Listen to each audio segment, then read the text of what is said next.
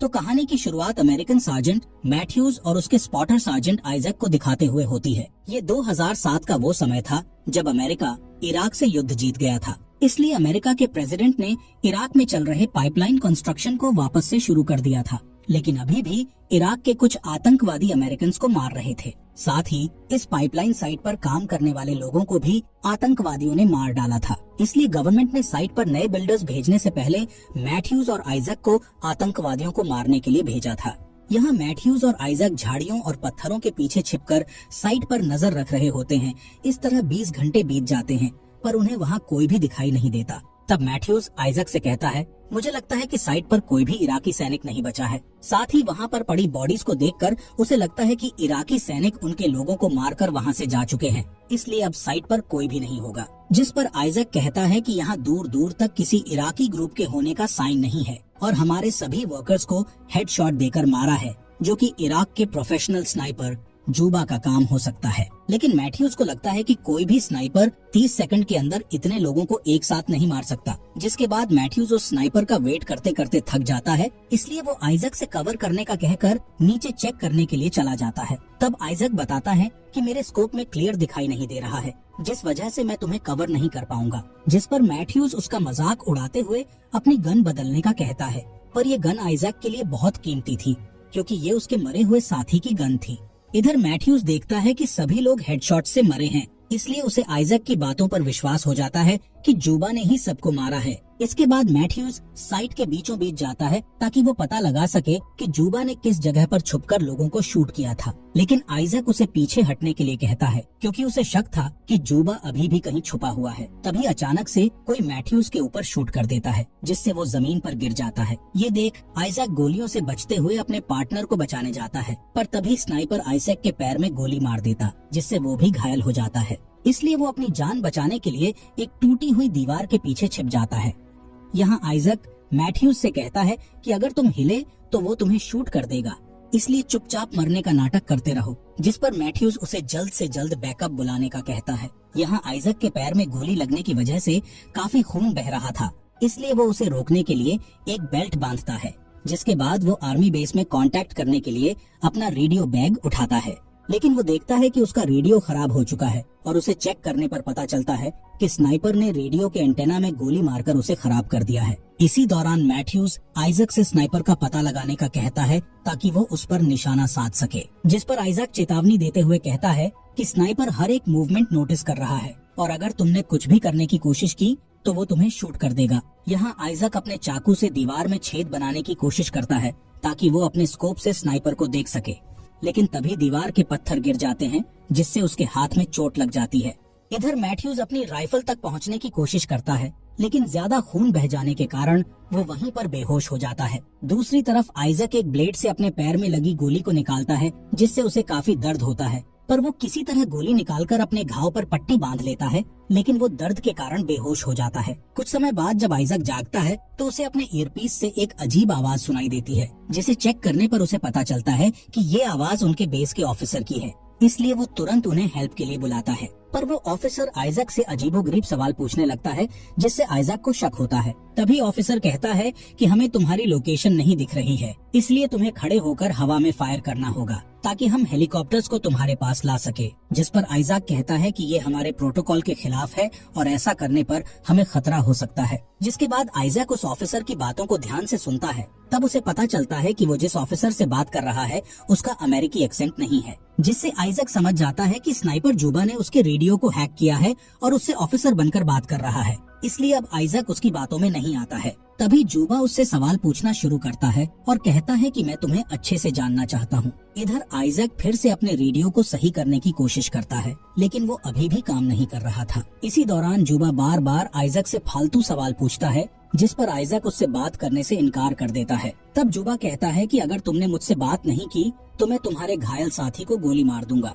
इसलिए आइजैक उससे बातचीत करने के लिए तैयार हो जाता है। इसी दौरान आइजैक जूबा की लोकेशन का सही पता लगाने के लिए जमीन पर मैप बनाता है। तभी जूबा उसे बताता है कि मैं कोई सैनिक नहीं बल्कि एक नॉर्मल इंसान हूँ और अपने देश को बचाना चाहता हूँ। इसके बाद वो आइजैक से उसके परिवार के बारे में पूछने लगता है, जिस पर आइजैक कहता है कि ये पर्सनल सवाल है, इसलिए मैं इसका जवाब नहीं दूंगा। साथ ही जुबा का मजाक उड़ाते हुए कहता है कि तुम उन लोगों को मार रहे हो जो तुम्हारे देश को डेवलप करने के लिए यहाँ स्कूल्स, पाइपलाइंस बना रहे हैं और तुम्हारी इकोनॉमी को बढ़ा रहे हैं। ये सुनकर जुबा हंसने लगता है और आइजैक से कहता है कि यहाँ तुम्हारा जितना भी पैसा खर्च हुआ है उसे हम वापस यूएसए में भेज देंगे। इसी तरह समय बीतता जाता है और जुबा कई सवाल पूछता है, लेकिन आइजैक पर्सनल सवाल का जवाब देने से इनकार करता है, जिससे जुबा एक बार फिर मैथ्यूज को गोली मारने की धमकी देता है। अब क्योंकि आइजैक जान चुका था कि जुबा किसी भी हद तक जा सकता है, इसलिए वो उसकी बातों का जवाब देने के लिए तैयार हो जाता है। तब जुबा आइजैक से पूछता है कि तुम्हारे पास जो स्कोप है उसका असली ओनर कौन था और उसकी डेथ कैसे हुई। ये सुनकर आइजैक हैरान हो जाता है, क्योंकि उस स्कोप के बारे में सिर्फ वो और मैथ्यूज ही जानते थे।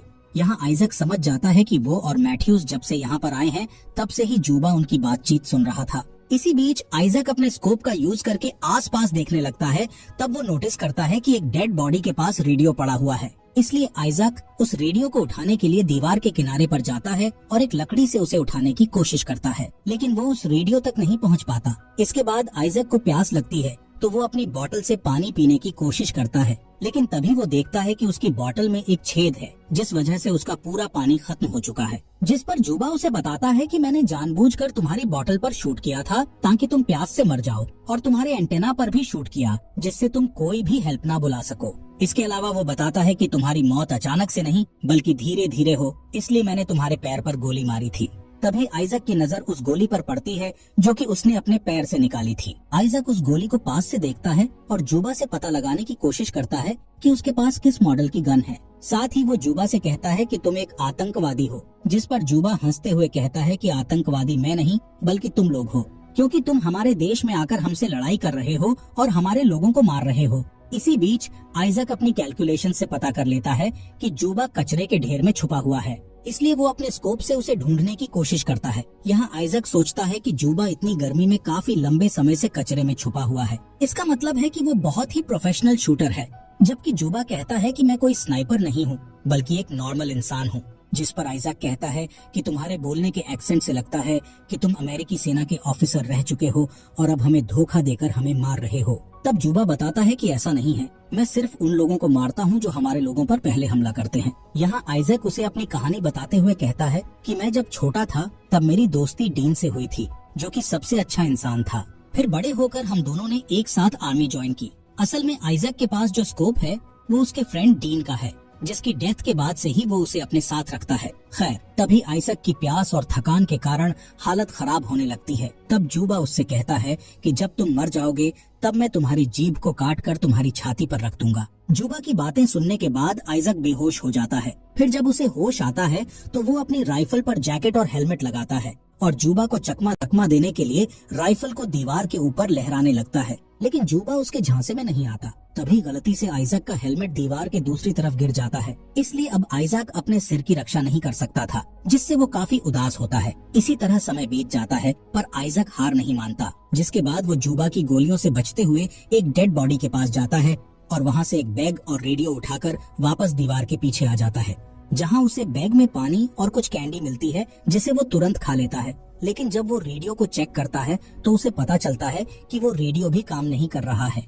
इसी बीच जुबा दीवार पर गोली मारता है, जिससे आइजैक का स्कोप पूरी तरह खराब हो जाता है। तभी अचानक आइजैक को अपने ईयरपीस में कुछ आवाज सुनाई देती है, जिससे उसे पता चलता है कि वो आवाज मैथ्यूज की है और वो अभी भी जिंदा है। जिसके बाद आइजैक मैथ्यूज को बताता है कि स्नाइपर कचरे के ढेर में छुपा हुआ है। ये सुनकर मैथ्यूज उस कचरे के ढेर को देखने के लिए एक कांच के टुकड़े का यूज करता है और फिर अपनी राइफल को उठाने के लिए धीरे धीरे आगे बढ़ने लगता है ताकि जुबा उसे देख न ले। इधर आइजैक जुबा से बातें करके उसका ध्यान अपने ऊपर रखता है। तब आइजैक को पता चलता है कि जुबा एक टीचर था और जब उसके देश में अमेरिकी सेना ने हमला किया तो उसके सभी स्टूडेंट्स मारे गए, इसलिए वो बदला लेने के लिए सभी अमेरिकी लोगों को मार रहा है। साथ ही आइजैक को पता चलता है कि वो जिस दीवार के पीछे छिपा हुआ है वो जुबा का स्कूल था, जो कि वॉर में पूरी तरह टूट चुका था। यहाँ जुबा आइजैक से पूछता है कि तुम अभी भी उस डैमेज्ड स्कोप को अपने पास क्यों रखे हो। लेकिन आइजैक उसे जवाब देने से इनकार कर देता है, जिस पर जुबा उसे दोबारा मैथ्यूज को गोली मारने की धमकी देता है। इसलिए उसे बचाने के लिए आइजैक बताता है कि ये स्कोप मेरे फ्रेंड डीन का है, जिसकी मेरी वजह से डेथ हो गई थी और मैं अभी भी उसकी मौत का जिम्मेदार खुद को मानता हूँ। असल में आइजैक को डीन की मौत का बहुत पछतावा है और वो डीन की याद में उसके स्कोप को संभाल कर रखे था। इस बीच मैथ्यूज अपनी राइफल को उठा लेता है और कचरे के ढेर में गोलियां चलाने लगता है। तब आइजैक भी हवा में गोलियां चलाता है ताकि जुबा का ध्यान मैथ्यूज के ऊपर ना जा सके। लेकिन जब मैथ्यूज अपनी गन को लोड करता है तब जुबा उस पर शूट कर देता है, जिससे मैथ्यूज के कंधे पर गोली लग जाती है। जिसके बाद मैथ्यूज अपनी जान बचाने के लिए आइजैक की ओर आने लगता है और आइजैक उसकी मदद करने के लिए किनारे पर आ जाता है। लेकिन तभी जुबा मैथ्यूज के सिर में गोली मार देता है, जिससे उसकी वहीं पर डेथ हो जाती है। मैथ्यूज के मरने से आइजैक पूरी तरह टूट जाता है और जुबा से कहता है कि मैं अपने घर जाना चाहता हूँ। जिस पर जुबा आइजैक से कहता है कि अगर तुम सच में जाना चाहते हो तो मैं तुम्हें गोली नहीं मारूंगा। लेकिन आइजैक को उसकी बातों पर बिल्कुल भी यकीन नहीं था, इसलिए वो दीवार के पीछे छिपा रहता है। इसके बाद जुबा आइजैक से पूछता है कि जब वॉर खत्म हो चुका है तो तुम इराक में क्यों रुके हो? जिस पर आइजैक कहता है कि मुझे कुछ नहीं पता, मैं बस अपने घर जाना चाहता हूँ। तब जुबा कहता है कि जब तक तुम मुझे अपनी कहानी बताते रहोगे तब तक मैं तुम्हें गोली नहीं मारूंगा। इसलिए आइजैक उससे बात करना शुरू करता है और कबूल करता है कि मैंने डीन को मारा था। यहाँ पता चलता है कि आइजैक जब अपने दुश्मन को मारने की कोशिश कर रहा था तब उसने गलती से डीन को गोली मार दी थी और फिर उसने सबको झूठ बोला कि डीन को आतंकवादियों ने मारा था। जुबा से बात करने के दौरान आइजैक को अपने रेडियो से कुछ शोर सुनाई देता है, इसलिए वो जल्दी से रेडियो के पास आता है जहां उसके बेस के लोग उससे कांटेक्ट करने की कोशिश कर रहे थे। अपने साथियों की आवाज सुनकर आइजैक बहुत खुश हो जाता है, लेकिन तभी उसे पता चलता है कि उसका रेडियो पूरी तरह से खराब हो चुका है, इसलिए अब वो किसी से भी कांटेक्ट नहीं कर पाएगा। तभी आइजैक को जुबा की आवाज आती है, जो कि आइजैक के नाम का यूज करके बेस से हेल्प मांग रहा था। ये सुनकर आइजैक को समझ आ जाता है कि जुबा यहाँ काफी टाइम से है और वो उनके रेडियो को हैक करके जानबूझकर हेल्प के लिए बैकअप टीम को बुलाता है और फिर उन्हें आसानी से मार देता है। यानी कि साइट पर मौजूद लोगों को मारने के बाद जुबा ने ही बैकअप टीम को बुलाया था, इसलिए बेस से आइजैक और मैथ्यूज को यहाँ भेजा गया था। इसी तरह जुबा अमेरिकी लोगों को जाल में फंसाकर मार रहा था। आइजैक थकान के कारण फिर से बेहोश हो जाता है। कुछ समय बाद उसके पैर के घाव पर एक कौवा आकर बैठ जाता है और उसे खाने लगता है, जिससे आइजैक को बहुत दर्द होता है और वो जाग जाता है। इसके बाद आइजैक एक छड़ी और रस्सी का यूज करके मैथ्यूज की राइफल को उठाता है और उस कचरे के ढेर पर निशाना लगाने लगता है। इसी दौरान उसे हेलीकॉप्टर के आने की आवाज सुनाई देती है, जो कि उसकी हेल्प के लिए वहाँ आ रहे थे। लेकिन आइजैक जानता था कि उसके साथी जुबा के जाल में फंस जाएंगे, इसलिए वो अपने साथियों को बचाने के लिए उस दीवार को गिरा देता है, जिससे वहाँ काफी धूल उड़ने लगती है और वो जुबा की नजरों से बच जाता है। इसके बाद आइजैक खड़ा हो जाता है और कचरे के ढेर में गोलियां चलाने लगता है। तभी वो नोटिस करता है कि जुबा उस पर गोली नहीं चला रहा है, जिससे उसे लगता है कि उसने जुबा को मार दिया है। इसी दौरान हेलीकॉप्टर भी उसके पास आ जाते हैं और जल्दी से उसे स्ट्रेचर पर लिटाकर वहाँ से ले जाने लगते हैं। तब आइजैक उन्हें जुबा के बारे में बताने की कोशिश करता है कि उन्हें जाने से पहले कचरे के ढेर में जुबा को चेक कर लेना चाहिए, लेकिन हेलीकॉप्टर के शोर के कारण कोई भी उसकी बात नहीं सुन पाता। तभी अचानक जुबा हेलीकॉप्टर पर गोलियां चलाने लगता है और एक एक करके सभी सैनिकों को मार डालता है, जिससे हेलीकॉप्टर तेजी से जमीन पर गिर जाता है और इस एक्सीडेंट में आइजैक की भी डेथ हो जाती है। कहानी के एंड में जुबा फिर से यूएसए की लाइंस को हैक करता है और अमेरिकी सैनिक होने का नाटक करके हेल्प के लिए एक और बैकअप टीम बुलाता है। यानी कि जब वो बैकअप टीम यहाँ आएगी तो जुबा उन्हें भी जान से मार डालेगा। और इसी के साथ ये अमेजिंग मूवी यहीं पर खत्म हो जाती है।